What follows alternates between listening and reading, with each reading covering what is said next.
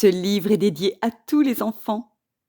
Qui que tu sois, quoi que tu vives, sache que tu peux tout changer si tu le désires. Tu peux tout faire, tout être et tout avoir. Tu es le héros de ta vie. Livre 7. L'aventure continue. Épisode 3. L'Amérique.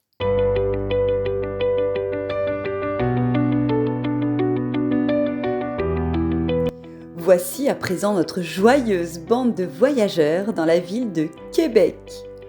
Ces petites rues à la française avec l'accent québécois en plus. L'accueil chaleureux et l'incroyable gentillesse des habitants. Dans le fleuve Saint-Laurent, ils rencontrèrent une baleine blanche. Oui, vous avez bien entendu, des baleines dans un fleuve. Au Canada, cela est possible. La terre est décidément pleine de mystères. Dans les plaines du Nord, ils tombèrent nez à nez avec des centaines de caribous. Toro proposa à tout le monde de participer à son reportage « Partage ton rêve ». C'est alors qu'une trentaine de volontaires se bouscula et se disputa pour passer en premier devant la caméra. Toro était fou de joie. Ces personnes n'avaient vraiment aucun mal à exprimer leurs rêves. Toro en conclut que les habitants du Canada étaient bien connectés à leur cœur. Cela se sentait, car les gens de ce pays sont très ouverts, positifs et sereins. Le Canada, c'est quelque chose. Ils reprirent la route, direction les États-Unis d'Amérique.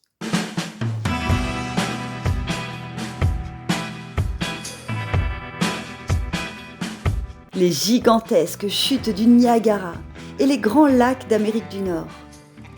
Le parc national de Yellowstone et ses immenses colonnes d'eau bouillante qui sortent de la terre et s'élancent tout droit vers le ciel.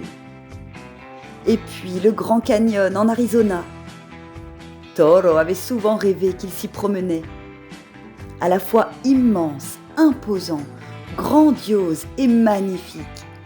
Imaginez-vous un canyon fait de roches et de terre rouge sur 450 km de long et 2300 mètres de profondeur. C'est un environnement à couper le souffle. Sur la route, ils rencontrèrent de nombreuses personnes. Grégoire l'ours noir, Lily le grizzly, Chicotte le coyote, Chelou le loup, Arnaud l'orignal, Albert le cerf, Marion le bison et Cathy le wapiti. Autant de personnes qui partagèrent leurs rêves devant la caméra de Toro. Les gens de ce continent aimaient son projet et étaient heureux d'y participer. Toro était comblé. Sa mission était en train de s'accomplir et il commençait à avoir beaucoup de témoignages sur le rêve des gens du monde entier. Un peu plus loin, ils jouèrent de la musique avec les mariachis à l'ombre d'une terrasse.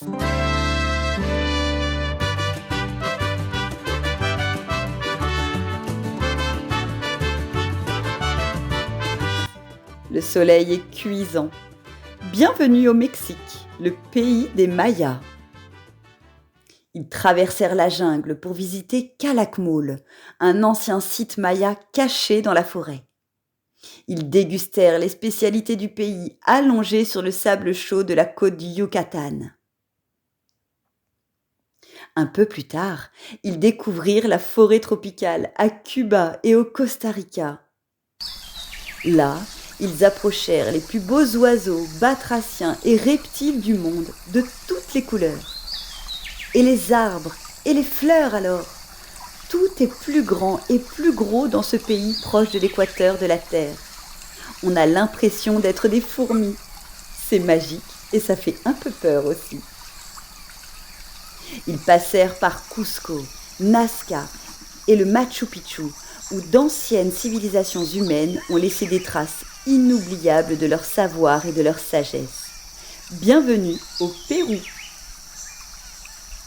Plus tard, ils se baignèrent dans le magnifique lac Titicaca en Bolivie, un lac plein de couleurs et de magie. C'est là que Colette les persuada de faire du parapente dans la cordillère des Andes. Encore une sacrée aventure qui se préparait.